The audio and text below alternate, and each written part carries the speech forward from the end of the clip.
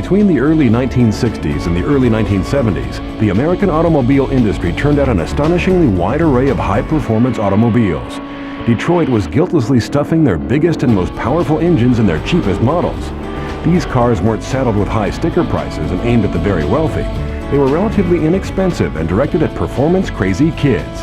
They offered excitement at affordable prices, and they were characteristic of the free-for-all hedonistic era of which they were built. They were the muscle cars. Fast, furious, and above all fun, the muscle car reflects a generation when kids could afford to buy such luxuries as a brand new sports car. Back in the 60s, what did people really get out and do for entertainment when you were in your youth? You went out, you drag raced, you went down and cruised the boulevards.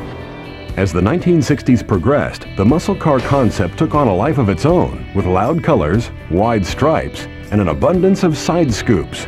But the original idea was to take a plain old sedan, squeeze in as big an engine as you could, and watch the opposition disappear in your rearview mirror when the lights turned green. As drag racing became more popular, one of the ways to win in a drag race was to have a low-weight, high-horsepower ratio. In other words, if you had 10 pounds to every horsepower, you'd be in better shape than the guy who had 20 pounds of car for every horsepower. And so they take these big motors and put them in these lightweight cars and go out and blow the doors off everything else. And that's where the muscle car thing happened. Of course, there had been high-performance cars from Detroit long before the 1960s. Auto historians point to Oldsmobile's 1949 overhead valve rocket V8 as the motor that put America on course for the muscle car era. However, it wasn't until the mid-1950s, when Chrysler introduced its powerful 300 series cars, that performance became an issue in the showroom. It was now important that the manufacturer's high-performance machines were winners at both the drag strips and on the stoplight Grand Prix. For what won on Sunday, sold on Monday. And, you know, if the Dodge Coronet with the big Hemi in it won on Sunday, the people would be down at the Dodge dealer on Monday saying, "Give me one of those cars." Chevrolet started the ball rolling when they dropped their big 409 cubic inch engine into models like the Impala in 1962. But the muscle car era really came of age in 1964 with the Pontiac GTO.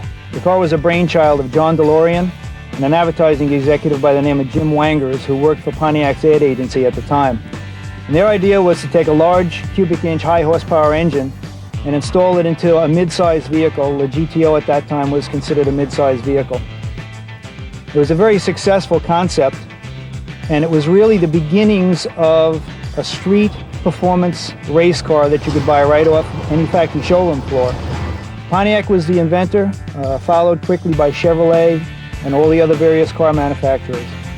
The GTO may not have had the style of the famous Ferrari it was cheekily likened to, but when the mid-sized Pontiac could out-accelerate its namesake in a drag race at 1/5 the price, who cared? The youth of America certainly didn't, and bought it in droves. Some cars in 1962 could be considered muscle cars because they had 409 engines, 413 max wedge engines.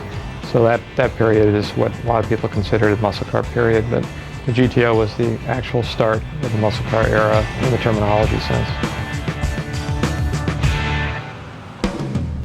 One reason for the GTO's popularity was that Pontiac produced distinctive models like the Judge that offered just the right level of performance on the street and strip that appealed to young, speed-crazy hot rodders.